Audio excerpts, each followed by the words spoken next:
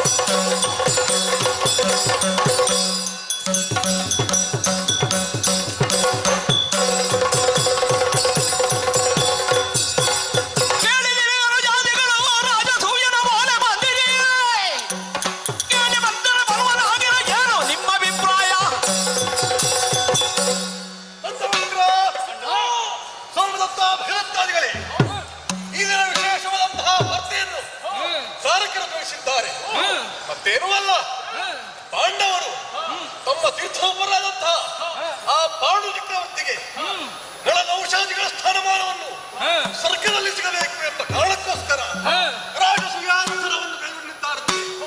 ನಾಳೆಯ ಕೊನೆ ದಿನವಂತೆ ಅದಕ್ಕಾಗಿ ನಮ್ಮನ್ನು ಆಮಂತ್ರಿಸಿದ್ದಾರೆ. ಏನು ನಿಮ್ಮ ಅಭಿಪ್ರಾಯ?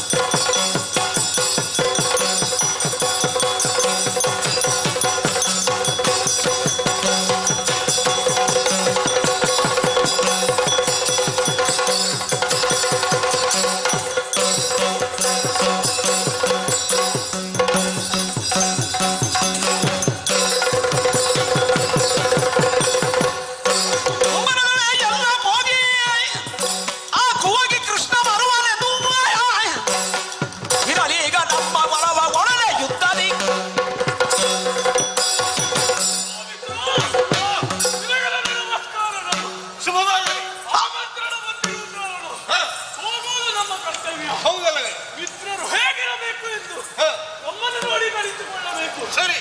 ಆದರೆ ಏನು ಅಲ್ಲಿ ಆ ಕೃಷ್ಣನಿದ್ದಾನೆ. ಹೌದಲ್ಲ? ಕಳ್ಳ ಕೃಷ್ಣ. ಹೌದಲ್ಲ? ಅವನ ಕಪಟ ನಾಟಕ ನಾವು ನಿರೀಕ್ಷಿಸಬೇಕು. ಹೌದೌದು. ಆದರೆ ಅದನ್ನು ಎದುರಿಸಬೇಕು. ಬೆಂಬಲಿಗರಾಗಿ ನಾವು. ಸರಿ ಸರಿ, ತಡ ಮಾಡುವುದು ಸರಿಯಲ್ಲ. ಹೋಗೋಣ ಹಾಗಾದ್ರೆ.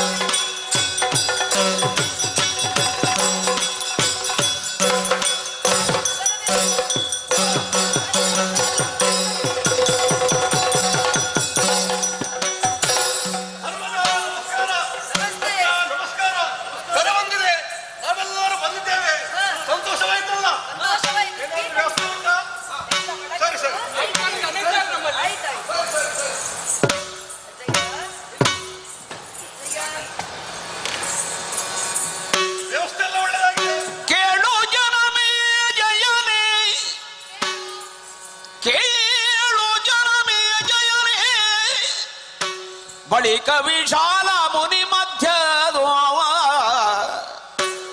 ನಾ ನಿಮ್ಮ ನೃಪಾಲ ಭೀಷ್ಮಂಗೆ ಇಂದೆಂದ ಗಂಭೀರನಾದದ ಅಲಿ ಬಾಳ ನೇತ್ರನ ಪರಿಯನಿಪ ಭೂಪಾಲ ಇದರೊಳ್ ಅಗ್ರ ಪೂಜ್ಯರಾಯ ಪೇಳಿದಲ್ಲಿ ಗಾಂಗೆಯ ನುಡಿದನು ವೇದ ಮತವ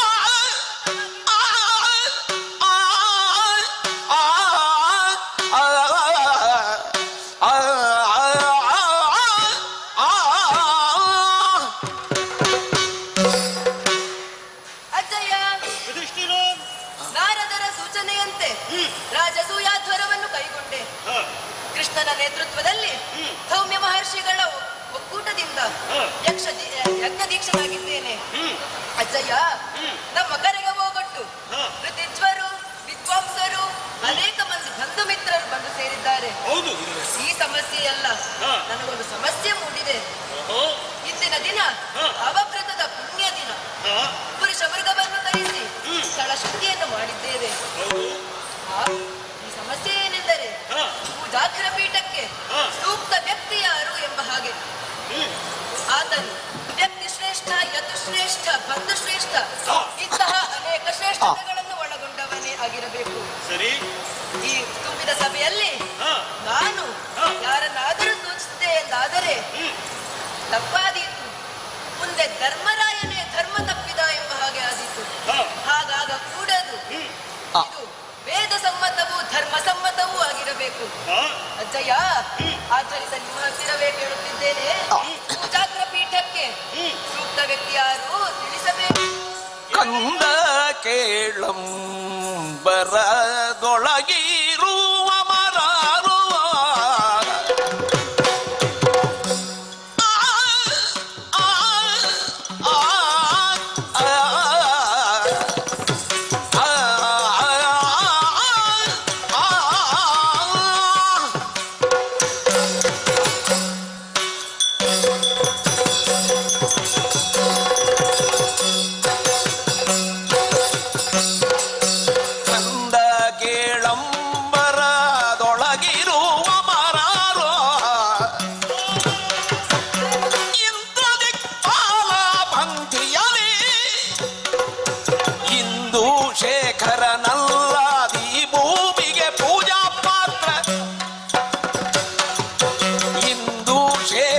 ನಲ್ಲಾದಿ ಭೂಮಿಗೆ ಪೂಜಾ ಪಾತ್ರ ಗೋವಿಂದನಲ್ಲದೆ ಬೇರಿನುಂಡೆ.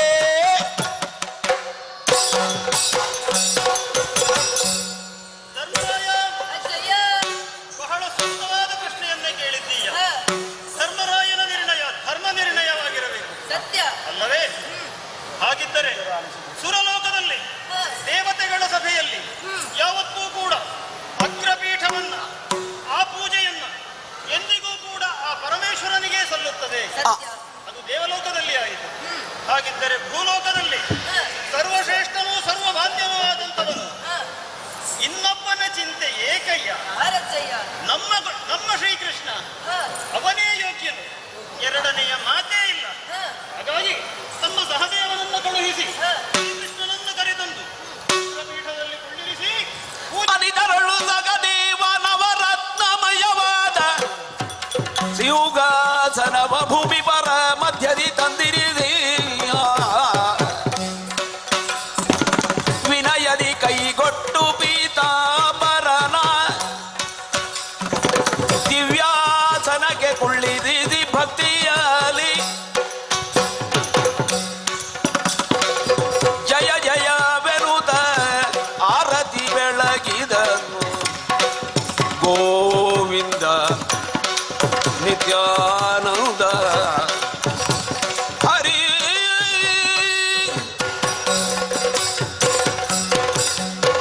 ಕೆಲರ ಪಾಂಡವ ಮಧ್ಯೆಯಲ್ಲಿ ಕೆಲರು ಕೃಷ್ಣನ ಮಲಗಿನಲ್ಲಿ ಕೆಲರು ಹರಿ ಪಕ್ಷಾಲಿ ಕೆಲರನು ಜಿಲ್ಲದ ಭೀತಿಯಲ್ಲಿ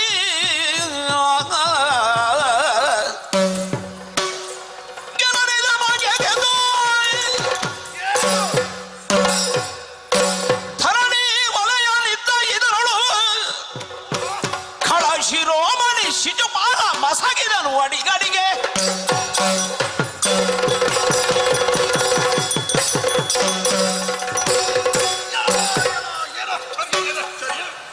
ದಂತವಕ್ರ ಭಗರತ್ವಾದಿಗಳೇ ಕೇಳಬೇಕು ಇದೊಂದು ಚಿತ್ರ ಕಾರ್ಯ ವಿಶೇಷವಾದಂತಹ ರಾಜಸೂಯಾತ್ಸರ ಅಗ್ರ ಪೂಜೆ.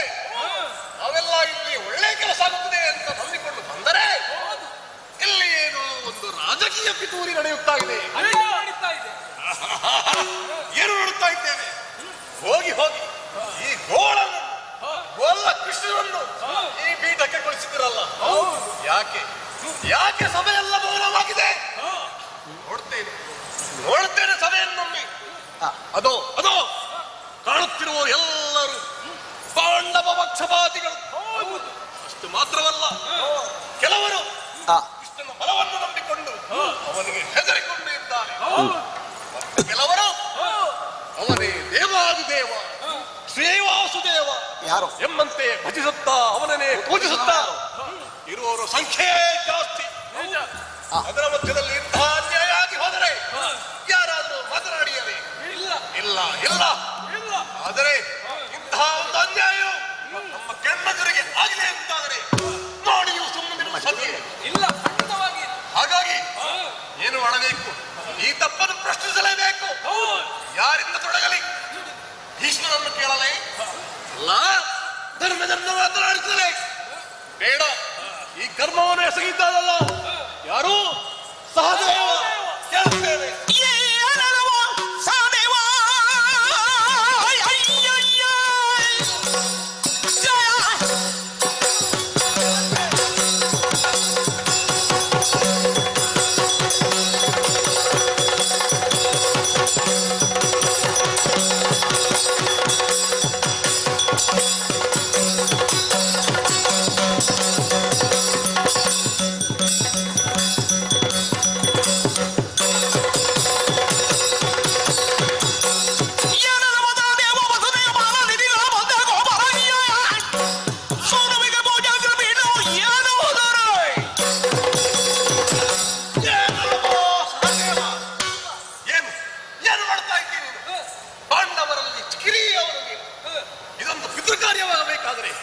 ಮಾಡುವವರು ಯಾರು? ಪುತ್ರರಲ್ಲಿ ಹಿರಿಯವರಲ್ಲವೇ? ಅದು ಬಿಟ್ಟು ನೀನು ಯಾಕೆ ಮಾಡಿದ್ದಿ? ಯಾಕೆಂದರೆ ಇದೊಂದು ತಪ್ಪು ಅಧರ್ಮ ಅಂತ ಅವರಿಗೂ ಗೊತ್ತುಂಟು. ಪಾಪ ತೊಟ್ಟುದಿದ್ದರೆ ಆ ತಪ್ಪಲಿಯಾದ ನನಗೆ ತಟ್ಟಲಿ ಎಂಬಂತೆ ಮಾಡಿದ್ದಾರೆ. ಏ ಸಹದೇವ, ಸಹದೇವನಂತೆ ನೀನು ಏನು ಯಾವ ಕಾಲಕ್ಕೂ ಮುಂದೆ ಆಗುವಂತಹ ವಿಚಾರವನ್ನು ನೀನು ಹೇಳಬಲ್ಲೆ. ಅಷ್ಟು ಆಲೋಚಿಸದೆ ಇಂತಹ ಒಂದು ಭೂವಳನಿಗೆ ಇಂತಹ ಒಬ್ಬ ನನ್ನ ತಂದೆ ಯಾರು ಅಂತ ನಿಶ್ಚಯವಾಗಲಿಲ್ಲ. ಇವನು ಯಾರು? ವಸುದೇವ ಸುತನು, ನನ್ನ ಗೋಪನ ಮಗನೇನು ಅಂತೂ ಸಿದ್ಧವಾಗಲಿಲ್ಲ. ಅಂತಹ ಒಬ್ಬ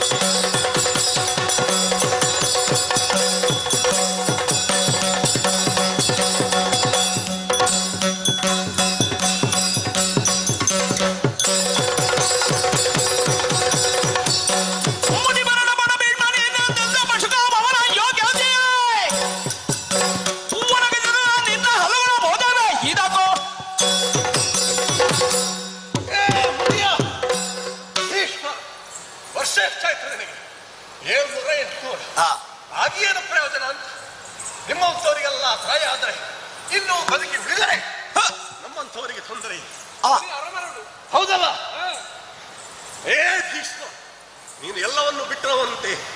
ಆದರೂ ನೀನು ಭೀಷ್ಮ, ಮತ್ತೆ ಇಲ್ಲಿಂದ ರಾಜಕೀಯ ವ್ಯಕ್ತಿಗಳಲ್ಲಿ ಆ, ಯಾರಿಗೆ ಅಧಿಕಾರ ಸಲ್ಲಬೇಕು, ಆ, ಯಾರನ್ನು ಪೀಠಕ್ಕೆ ಏರಿಸಬೇಕು, ಏ, ಎಲ್ಲವರು ನಿಶ್ಚಯಿಸಿದ ನೀನಂತೆ. ಹೋಗ್ಲಿ. ಏ ಭೀಮ, ಏನು ಮಾಡಿದೆ ಭೀಷ್ಮ? ಇದು ಕೈಯಲ್ಲಿ ಒಂದು ಬಿದಿರ ತುಂಡು, ಹೆಗಲಿನಲ್ಲಿ ಒಂದು ಮರದ ತುಂಡು, ಆ, ಅದರ ತುದಿಯಲ್ಲಿ ಒಂದು ಬುತ್ತಿಯ ಕಟ್ಟು, ಧರ್ಮೇಶ್ವರನ್ನು ಸಗಣಿ ಮಾಚುವರನ್ನು ಕರೆಸಿ ಪೀಠಕ್ಕೆ ಕೊಡರಿಸಿದೆಯಲ್ಲ. ಏನು ಏನು ಏನಾಯ್ತು ಗೊತ್ತಾ? ಈ ಮರುಭೂಮಿಯಲ್ಲಿ ಕದಿರ ವೃಕ್ಷಕ್ಕೆ ಬೆಲೆ ಜಾಸ್ತಿ ಅಂತೆ. ಕುರುಬರ ರಾಜ್ಯದಲ್ಲಿ ಗಾಜೆ ಮಾಣಿಕ್ಯವಂತೆ. ಮತ್ತೆ ಏನಾದಂತ ನೀನು ಮುಂದೆ ಗೂಬೆಯು ಆ ಸೂರ್ಯನನ್ನು ಒಪ್ಪುವುದಿಲ್ಲವಂತೆ. ಯಾಕೆ ಎಲ್ಲ ಮಾನವೀಯಗಳನ್ನು ಬಿಟ್ಟು ಈ ರೀತಿಯಾಗಿ ಒಬ್ಬನನ್ನು ಏರಿಸೆಯಲ್ಲ? ಏನು ಏನು ಇದ್ದರಾಗಿ ಭೂತರಾಧೀಶರು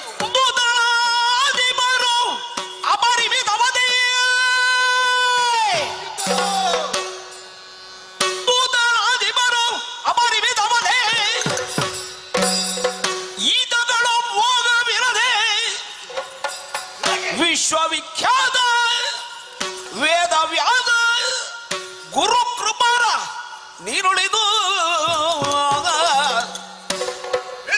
ಇದನೇ ಪ್ರಿಯನದು ಕೃಷ್ಣ ಕೋದು ಕೊಡುವರೆ ಬೇರೆ ಕೊಡುವುದು ಭೂತಳೇಶರ ಮುಂದೆ ಮಲ್ಲಿಬುದು ಉಜಿದವಲ್ಲಂದ.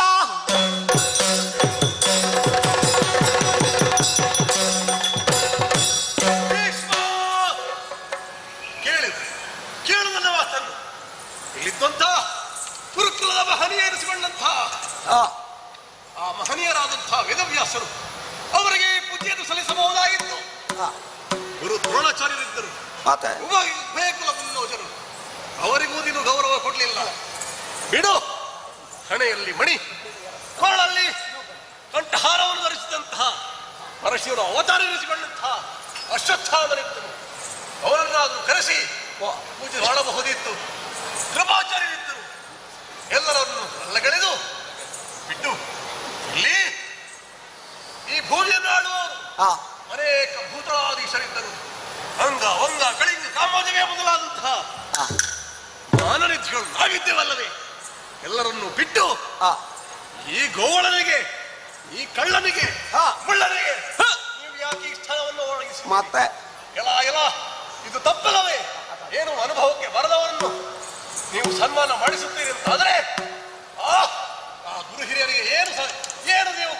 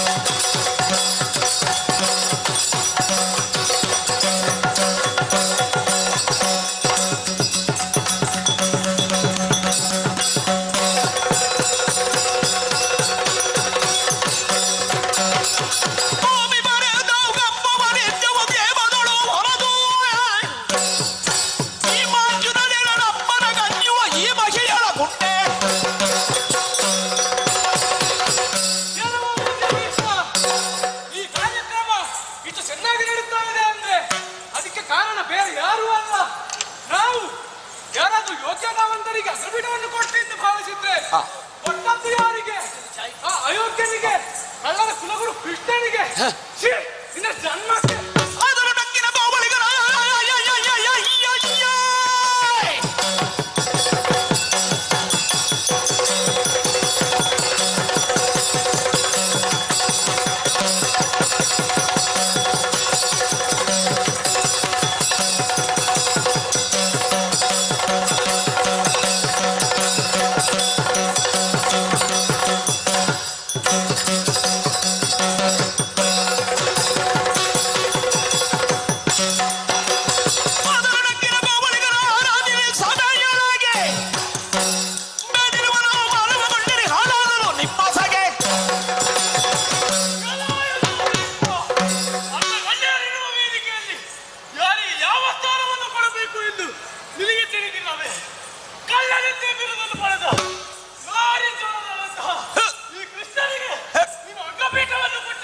ಮತ್ತೆ ಇದು ನಮಗೆ ಅವಮಾನ.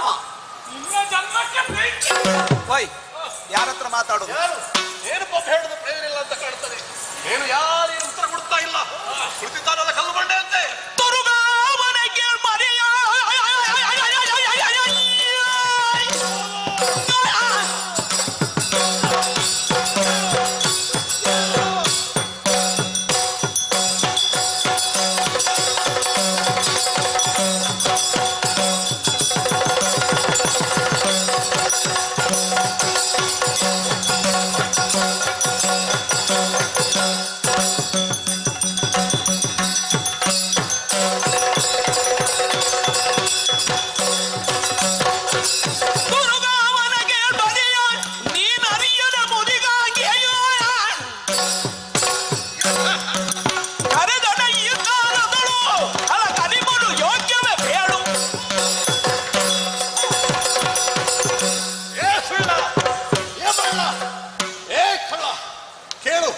ಕಳ್ಳರ ಕುಲತಿಲಕ ನೀನು.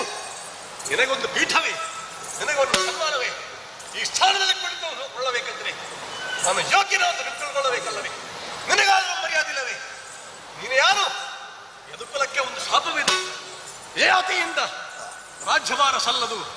ಆದ್ದರಿಂದಲೇ ಬಂದಂತ ಅವಕಾಶವನ್ನು ತಪ್ಪಿಸಿಕೊಳ್ಳಬಾರದು ಎಂಬ ಉದ್ದೇಶಕ್ಕಾಗಿ ಬಂದಂತಹ ರತ್ನ ಸಿಂಹಾಸನದಲ್ಲಿ ಹಾರಿ ಕುಳಿತು ಬಿಟ್ಟೆಯಲ್ಲೋ ಮೂಢ. ಯಾಕೆ ಹೀಗೆ ಮಾಡಿದೆ? ಯಾಕೆ ಹೀಗೆ ಮಾಡಿದೆ? ಈಗ ಪೀಠದಿಂದ ಇರಬೇಕಾದವರಲ್ಲ, ಹಾಳು ಮಾಡುವ ಇರಬೇಕು, ಹಾಳು ಮಾಡಬೇಕಲ್ಲ.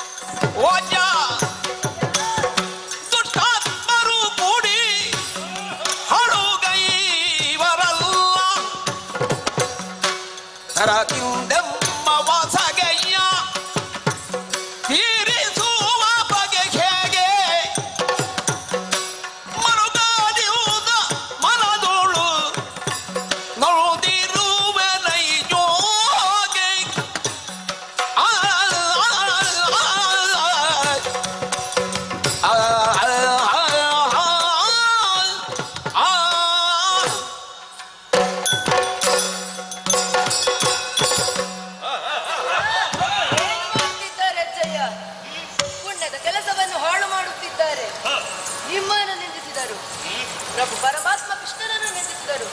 ಯಾವುದು ಬೇಡ ಅಜ್ಜಯ್ಯ, ಹೋಗ್ತೇನೆ ಹೋಗ್ತೇನೆ. ಅಂಜದಿರದ ಮಾನಾಯಿಗಳೆಂದ ಮಾತಿಗೆ ಕಂದ ಕೇಳು.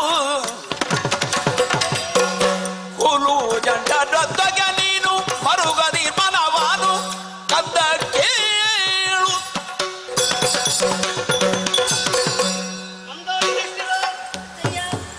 ಮರುಗದಿ ಯಾಕೆ ಬಲ್ಲೆಯ? ಈ ಸಭೆಯ ನೇತೃತ್ವವನ್ನು ಶ್ರೀಕೃಷ್ಣನಿಗೆ ನಾವು ವಹಿಸಿದ್ದಾಗಿದೆ. ಅವನ ಬಗ್ಗೆ ಒಂದಷ್ಟು ಹೇಳುವುದಿದೆ. ಸಾಮಾನ್ಯದ ವ್ಯಕ್ತಿಯಲ್ಲ, ಸಾಕ್ಷಾತ್ ಶ್ರೀಮನ್ನಾರಾಯಣನ ಅವತಾರ. ಅವನು ಈ ಹಿಂದೆ ಹಲವಾರು ಅವತಾರಗಳನ್ನು ತಾಳಿ ದುಷ್ಟ ಸಂಹಾರ ಕಾರ್ಯವನ್ನು ಮಾಡಿದವನಿದ್ದಾನೆ. ಎಲ್ಲಿಂದ ಬಲ್ಲೆಯ? ಆರಂಭದಲ್ಲಿ, ಕಲ್ಪದ ಆರಂಭದಲ್ಲಿ ಆಲದ ಎಲೆಯಲ್ಲಿ ಬಾಲಕನಾಗಿ ಮಲಗಿ ತನ್ನ ಕರ್ಣ ಕಲ್ಮಶದಿಂದ ಮಧುಕೈಟವರನ್ನು ಸೃಷ್ಟಿಸಿ ಅವರನ್ನೇ ವಧಿಸಿ ಅವರ ಮೇಧಸ್ಸಿನಿಂದ ಭೂಮಿಯನ್ನು ನಿರ್ಮಿಸಿ ಈ ಎಲ್ಲಾ ಅವತಾರಗಳಿಗೂ ಮೊದಲ ಅಡಿಪಾಯವನ್ನು ಹಾಕಿಕೊಟ್ಟವನು ಯಾರು ಬಲ್ಲೆಯ? ಅದು ಅವನೇ. ಅಲ್ಲಿಂದ ಆರಂಭಿಸಿ ಇಂದಿನವರೆಗೆ ಅದೆಷ್ಟೋ ದುಷ್ಟರನ್ನು, ಅದೆಷ್ಟೋ ದಾನವರನ್ನು, ಅದೆಷ್ಟೋ ದುಷ್ಟ ತನಗಳನ್ನು ವಧಿಸಿ ಲೋಕ ಕಲ್ಯಾಣವನ್ನು ಮಾಡಿದ್ದಾನೆ, ಲೋಕ ಪಾಲನೆಯನ್ನು ಮಾಡಿದ್ದಾನೆ, ಲೋಕದಲ್ಲಿ ಶ್ರೇಷ್ಠತೆಯನ್ನು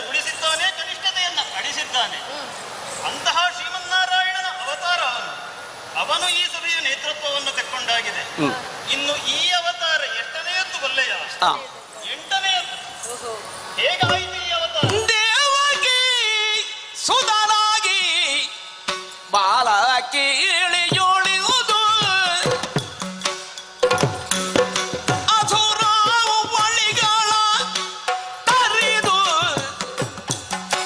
ಮಾವ ಕಂಸನದು ಕೊಂದೊಳಗಿದ ಬಾಣನ ಸಾವಿರ ತೋಳುಗಳ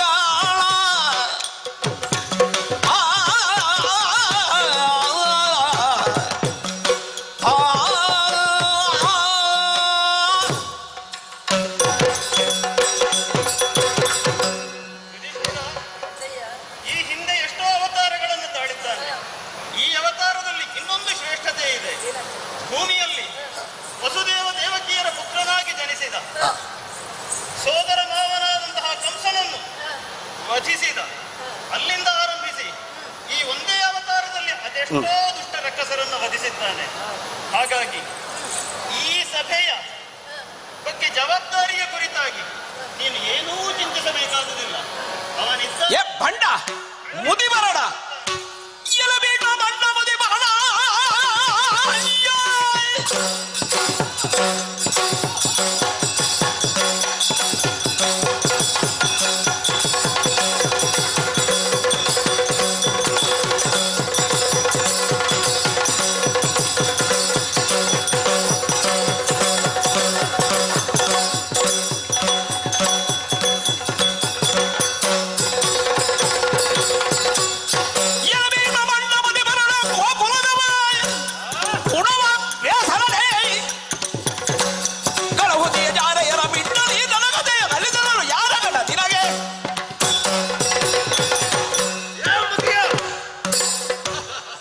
ಇನ್ನೊಂದಿಲ್ವಾ ಆ ಬಿಳಿ ಗಡ್ಡ ನಿನ್ನ ಮುಖ ಸುತ್ತಿಗಟ್ಟಿತ್ತು ಬಿಸಿಲಿಗೆ ಅಂತ ಈಗ ಅರ್ಥವಾಯಿತು, ಅನುಭವಕ್ಕಲ್ಲ. ಏ ಮರುಳ, ಏನು ನಮಗೆ ಅನ್ಯಾಯ ಮಾಡಿ ಕಥೆಗಳು ಆಗಲಿಲ್ಲ ಇದ್ದಾನೆ. ಹೌದು ಮಾತಾಡ್ತಾನೆ, ಎಷ್ಟು ಬೇಕಾದ್ರೂ ಮಾತಾಡುತ್ತಾನೆ. ಏನೋ ನಮ್ಮ ನಾಲಿಗೆ ಸಿಳ್ತಾನೆ ಇವನು, ನೋಡಿಯೇ ಬಿಡಬೇಕು. ಇವನನ್ನು ಕಡಿದು ಶಾಕಿನಿ ಡಾಕಿನಿಗೆ ಆಹುತಿ ಮಾಡಬೇಕಲ್ಲ. ತಡೆಯವರು ಯಾರಿದ್ದಾರೆ?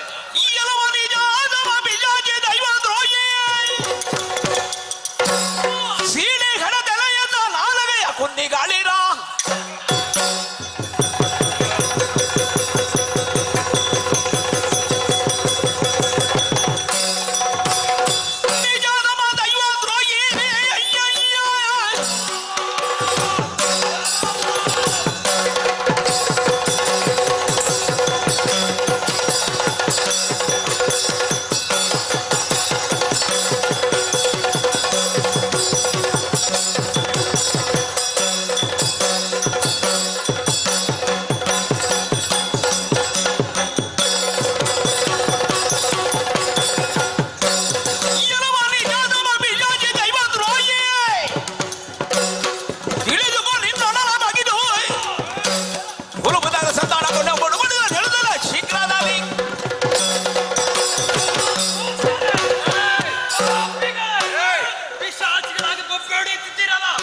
ಶುಭ ಕಾರ್ಯ ನಡೀತಿರುವಾಗ ಈಗ ಬೊಬ್ಬೆ ಹಿಡಿಯುವುದು ಬಂದು ಊಟ ಮಾಡಿ ಹಾಗೆ ಹೋಗ್ಬೇಕು. ನಿಂದಿಸ್ತೀರಾ?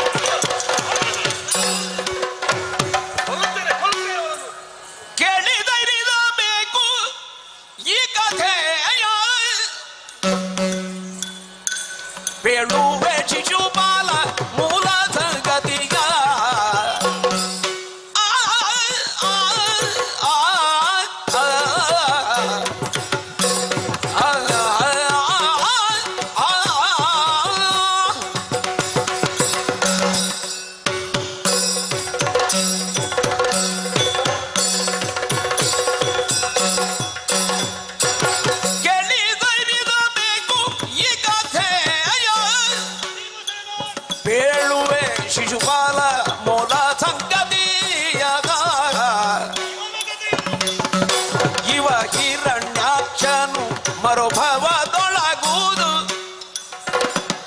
ಉದ್ಭವಿಸಿದ ರಾವಣ ಬೆರಗಿರು ಬಾಲ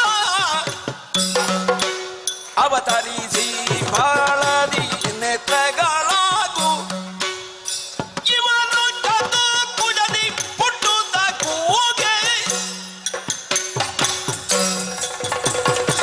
ಕೇಳಿ ಸೈರಿಸಬೇಕು ಈ ಕಥೆಯ ಹೇಳುವೆ ಶಿಶುಪಾಲ ಮೂಲ ಸಂಗತಿಯ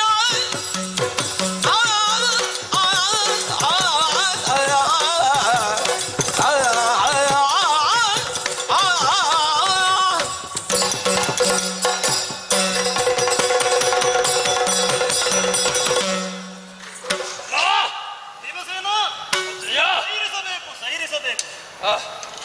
ಆವೇಶಕ್ಕೊಳಗಾಗಿ ಈ ಸಭೆಯನ್ನು ಹಾಳು ಮಾಡುವುದರಲ್ಲಿ ನಾವು ಕಾರಣರಾಗಬಾರದು. ಹೌದು, ಒಬ್ಬ ವಯಸ್ಸಾದವನಿದ್ದಾನೆ ಇಲ್ಲಿ, ಸ್ವಲ್ಪ ನನ್ನ ಕಥೆಯನ್ನ ಕೇಳು.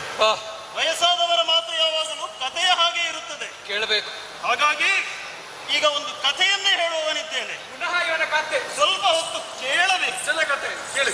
ಸರಿ, ಆಸಕ್ತಿ ಇರುವವರು ಕೇಳಬಹುದು. ಯಾರು ಈತ? ಯಾರು? ಇಷ್ಟೆಲ್ಲ ಮಾಡ್ತಾ ಇದ್ದಾನಲ್ವಾ? ಹಾಗಿದ್ದರೆ ಇವನಿಗೊಂದು ಹಿನ್ನೆಲೆ ಇರಬೇಕು. ಏನು? ನನಗೆ ತಿಳಿದಿರಬಹುದು, ಶ್ರೀಮನ್ನಾರಾಯಣನ ವೈಕುಂಠ ವಾಸ ಆಗಿದ್ದಾಗ ಅಲ್ಲಿಯ ದ್ವಾರಪಾಲಕರ ಜಯವಿಜಯರು ಎಂಬ ಇಬ್ಬರು ಸಹೋದರರಿದ್ದರು. ಹೌದು. ಸನಕಾದಿ ಮಹರ್ಷಿಗಳು ಶ್ರೀಮನ್ ನಾರಾಯಣನ ದರ್ಶನಕ್ಕಾಗಿ ಬಂದಾಗ ಅವರನ್ನು ಬಾಗಿಲಲ್ಲಿ ತಡೆದರು. ಏಕೆ? ಅಹಂಕಾರ ಭರಿತರಾಗಿ ಭೂಮಿಯಲ್ಲಿ ದುಷ್ಟರಾಗಿ ಜನಿಸಿ ಎಂಬ ಶಾಪಕ್ಕೂ ಒಳಪಟ್ಟರು. ಹಾಗಿರುವಾಗ ತಪ್ಪಿನ ಅರಿವಾದಂತಹ ಜಯ ವಿಜಯರು ಭಗವಂತನಲ್ಲಿ ಕ್ಷಮೆಯ ದಾರಿಯನ್ನು ಕೇಳಿದರು. ಆವಾಗ ಭಗವಂತನಿಂದ ಅನುಗ್ರಹಿಸಲ್ಪಟ್ಟದ್ದು ಹೇಗೆ ಭಗವಂತನ ಭಕ್ತರಾಗಿ 7 ಜನ್ಮವನ್ನು ಜನಿಸಿ ಆಮೇಲೆ ಮತ್ತೆ ಬಂದು ಸೇರುತ್ತೀರೋ ಅಥವಾ ನನ್ನ ವಿರೋಧಿಯಾಗಿ 3 ಜನ್ಮದಲ್ಲಿ ಬಂದು ನನ್ನನ್ನು ಸೇರುತ್ತೀರೋ ಎಂಬುದಾಗಿ. ಆವಾಗ ಜಯ ವಿಜಯರು ಆರಿಸಿದ್ದು ದುಷ್ಟರಾಗಿ 3 ಜನ್ಮವನ್ನು ತಾಳಿ ಮತ್ತೆ ವೈಕುಂಠವನ್ನು ಸೇರುವಂತಹದ್ದು. ಹಾಗಿದ್ದರೆ ಮೊದಲ ಜನ್ಮ ಹಿರಣ್ಯಾಕ್ಷ ಹಿರಣ್ಯಕಶಿಪು, 2ನೇ ಜನ್ಮ ರಾವಣ ಕುಂಭಕರ್ಣ, 3ನೇ ಜನ್ಮ ಯಾವುದು ಬಲ್ಲೆಯ? ಯಾವುದು? ಇದೇ ಶಿಶುಪಾಲದಂತಹ ಅಂತ್ಯ ನಿನ್ನಿಂದ ಅಂತ್ಯ ಆಗುವುದಕ್ಕೆ ಸಾಧ್ಯವಿಲ್ಲ. ಹೇಗೆ? ಇದಕ್ಕೂ ಇನ್ನೊಂದು ಉಪಕಥೆ ಇದೆ. ಇವನು ಹುಟ್ಟಿದಾಗ ಇವನಿಗೆ ಒಂದು ವಿಶೇಷವಾದಂತಹ ಕೈ ಹಾಗೂ ವಿಶೇಷವಾದಂತಹ ಒಂದು ಕಣ್ಣುಗಳೊಂದಿಗೆ ಜನಿಸಿದ. ವಿಕೃತ ರೂಪದಿಂದ ಜನಿಸಿದ. ಇವನ ತಾಯಿ ಬಹಳ ದುಃಖಿತಳಾಗಿದ್ದಳು. ಒಂದು ದಿವಸ ನಾರದರ ಆಗಮನವಾಯಿತು. ನಿನ್ನದೇ ಕಥೆಯಪ್ಪ, ಇಷ್ಟು ಉದ್ದ ಇದೆ, ಕೇಳಲೇಬೇಕು ನೀನು. ನಾರದರ ಆಗಮನವಾಯಿತು. ನಾರದರು ಹೇಳಿದರು, ಮನೆಗೆ ಬಂದಂತಹ ಅತಿಥಿಗಳ ಕೈಯಲ್ಲಿ ಈ ಮಗುವನ್ನು ಕೊಡು. ಯಾರ ಸ್ಪರ್ಶದಿಂದ ಈ ವಿಕೃತ ಸ್ವರೂಪವು ಮಾಯವಾಗಿ ಸ್ವರೂಪಿಯಾಗುತ್ತಾನೋ ಅಂಥವನಿಂದಲೇ ಇವನ ಮರಣ ಎಂಬುದಾಗಿ. ಆವಾಗ ನಿರ್ಣಯವಾಯಿತು. ನೋಡು, ಒಂದು ದಿವಸ ಈ ವ್ಯಕ್ತಿ ನಮ್ಮ ದೇವ ತನ್ನ ಅತ್ತೆಯ ಮನೆಗೆ ಹೋದ. ಇವನನ್ನು ಬಿಡಲಿಲ್ಲ. ಇವನ ಕೈಯಲ್ಲಿಯೂ ಆಕೆ ಮಗುವನ್ನಿತ್ತಳು. ಇವನ ಸ್ಪರ್ಶ ಮಾತ್ರದಿಂದಲೇ ಅವನ ವಿಶೇಷವಾದಂತಹ ಕಣ್ಣು ಕೈಗಳು ಮಾಯವಾಗಿ ಈ ಸ್ವರೂಪಕ್ಕೆ ಬಂದ. ಆವಾಗ ಈತನ ತಾಯಿ ದುಃಖದಿಂದ ಕಾಪಾಡಬೇಕು ನನ್ನ ಮಗನನ್ನು ಎಂಬುದಾಗಿ ಬೇಡಿಕೊಂಡಳು. ಆವಾಗ ಒಂದು ಅಭಯವನ್ನಿತ್ತ. ನೋಡು, ಎಲ್ಲಿಯ ತನಕ ಈತನದು 100 ತಪ್ಪುಗಳಾಗುತ್ತದೋ ಅಲ್ಲಿಯವರೆಗೆ ಈತನನ್ನು ಶಿಕ್ಷಿಸುವುದಿಲ್ಲ. ಎಂದು ಈತನ ತಪ್ಪು 100ನ್ನು ದಾಟುತ್ತದೋ ಅಂದಿನ ದಿನ ಈತನ ವಧೆ ನನ್ನಿಂದ ಎಂಬುದಾಗಿ. ಈಗ 100 ತಪ್ಪಾಯಿತೆ ಎಣಿಸುತ್ತಾ ಇದ್ದಾನೆ. ನೋಡು, ಹೆಣ್ಣು ಮಕ್ಕಳಿದ್ದಾರೆ.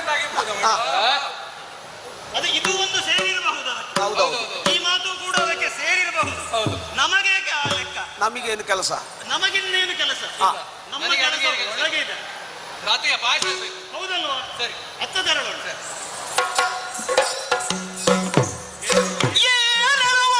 ಕೃಷ್ಣ ಕಲುವ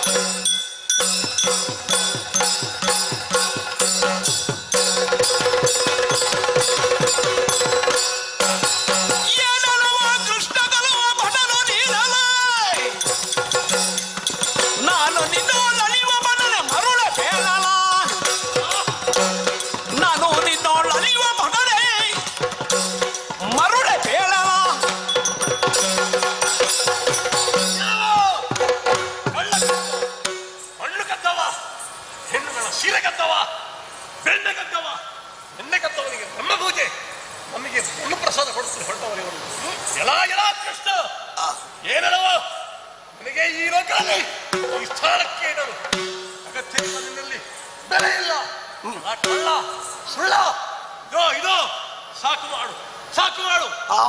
ಏನು ಸಂಬಕ್ಕೆ ಹೇರಿದಂತಹ ಹಾಗೆ ದೊಡ್ಡದಾಗುವುದೇ ಇಲ್ಲವಲ್ಲ? ಸಾಕಾಯ್ತು, ನಿನ್ನ ಮಾತಾಡೋಕೆ ಸಾಕಾಯ್ತು. ಇದು ಪೀಠದಿಂದ ಇಳಿಸಬೇಕಾಗಿದೆ. ಹೇಳು ಮೇಲೆ ಇಂದೆಮ್ಮ ಮಾತ ಕೇಳಿ, ಇಂದೆಮ್ಮ ಮಾತ ಕೇಳಿ ಸಕಲ ಮುನಿ ವೃಂದವಯು ಜದಿರಿ ತೋಷ ತಾಳಿಯೇ ಸೈರಿದಿ ಪಾಂಡುನಂದನರು ಇಂದಿನಲಿ ಇಂದೆಮ್ಮ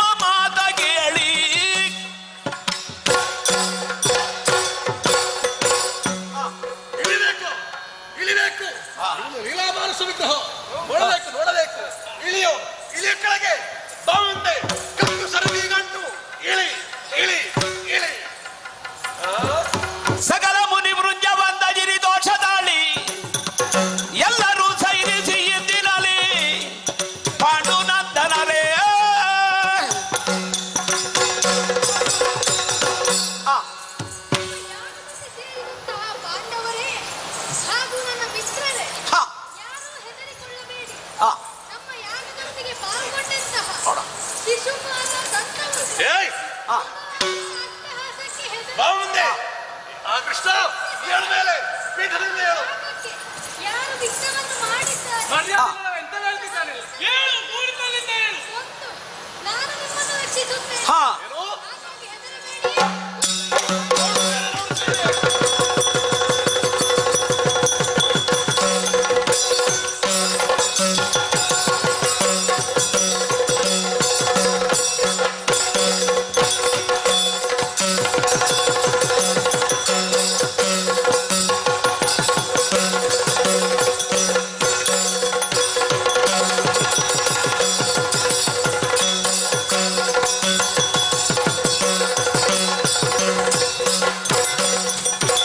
ನಿಲ್ಲು ನಿಲ್ಲದ ಸಂಗನಾಗಿದ್ದ ಅಯ್ಯೋ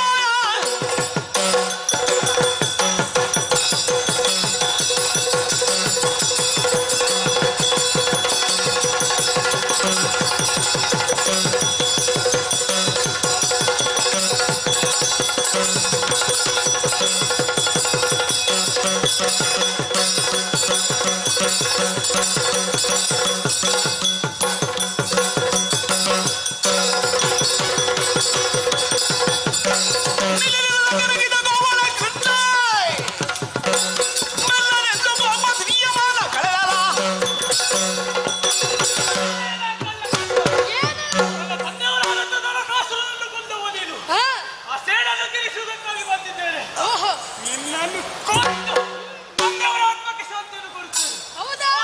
ಮುಚ್ಚಬಾರದು. ನಮ್ಮ ನಂದಿ ರಾವಣ ಬಲವು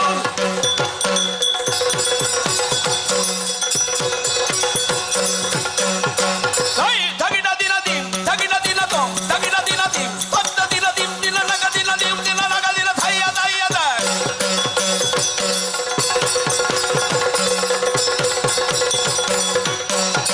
ನಮ್ಮಳ ತಲೆಗೆ ಬಂದು ಅಯ್ಯೋ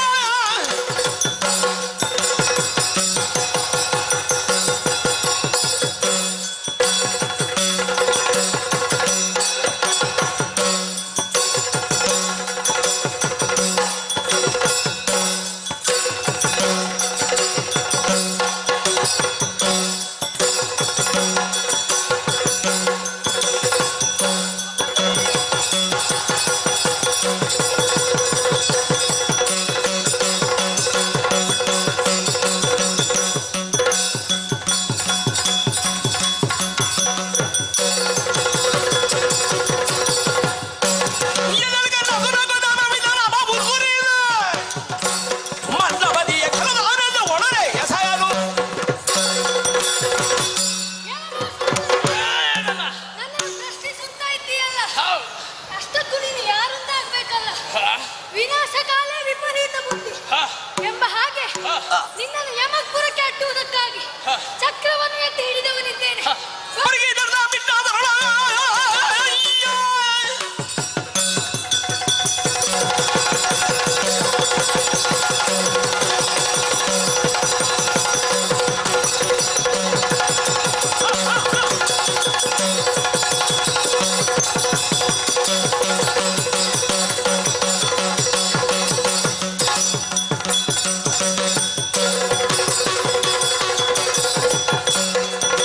ಅವರಿಗೆ ಇದನ್ನ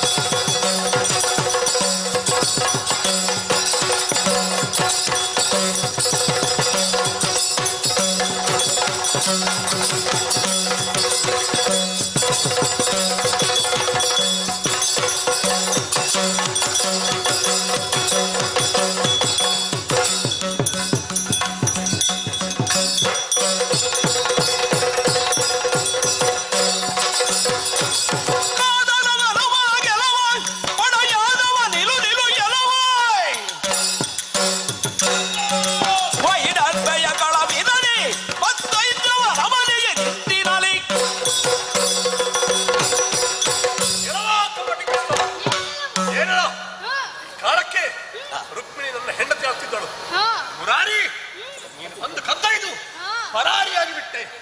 ಏ ಕೃಷ್ಣ, ಏನು? ಸಾಕು. ನೀನೇನು ಲೀಲಾಮಾನಸ ವಿಗ್ರಹ ಏನು? ಹಾ. ನನ್ನ ಲೀಲಾಜಾಲವಾಗಿ ನಿಗ್ರಹಿಸಿದ್ದೇನೆ. ಇದೋ ಝಳಪಿಸುತ್ತಿರುವ ಈ ಖಡ್ಗದಿಂದ ನಿನ್ನ ರಕ್ತ ಮುದ್ರಿಕೆಗಳನ್ನು ಹೊರತರುತ್ತೇನೆ. ಗೆಲುವುಡ ತನಗೆಲು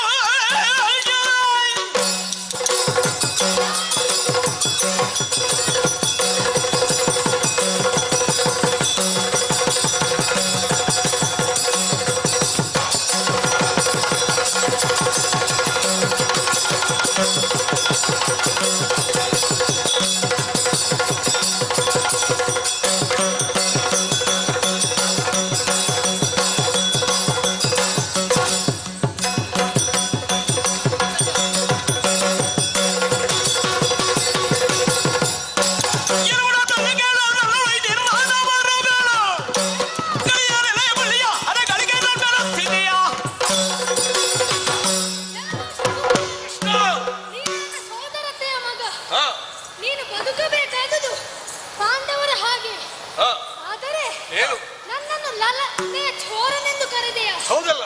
ಈ ಹಿಂದೆ ಹಾ, ನಮ್ಮ ಬಬ್ರುವಿನ ಪತ್ನಿಯನ್ನು ಕರೆದುಕೊಂಡು ಬಂದೆ ಅಲ್ಲ, ಅಷ್ಟೇ ಅಲ್ಲ, ಆ ಸಂದರ್ಭದಲ್ಲಿ ಹಾ, ಕುಕುರನ ಹಾಗೂ ವಂತಕರನ್ನು ಕೊಂದು ಅವರ ಪತ್ನಿಯರಿಗೆ ಕೂಡ ಹಿಂಸೆಯನ್ನು ಕೊಟ್ಟೆ ಅಲ್ಲ. ಹಾ. ಇದು ಸಾರಿ ಹೇಳುತ್ತಾ ಇದ್ದೇನೆ. ಏನು? ಬಂದ ದಾರಿಯಲ್ಲಿ ಹಿಂದೆ ನಡೆ, ಹಾ. ಇಲ್ಲದಿದ್ದರೆ ಶಿರವನ್ನು ಕೊಡು. ಬಡಲದ ಮೊದಲಿಗೆ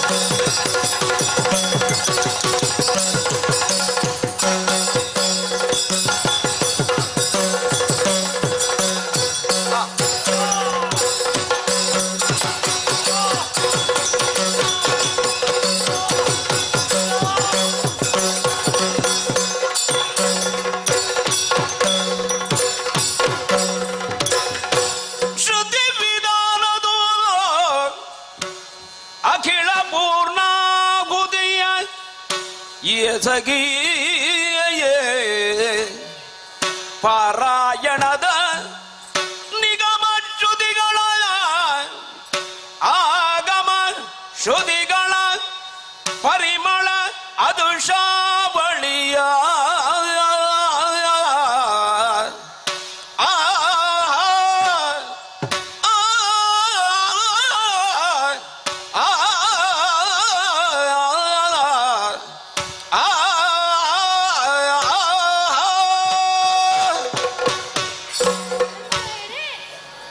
ಶಿಶುಪಾಲನ ವಧೆಯಂತೂ ಆಗಿದೆ.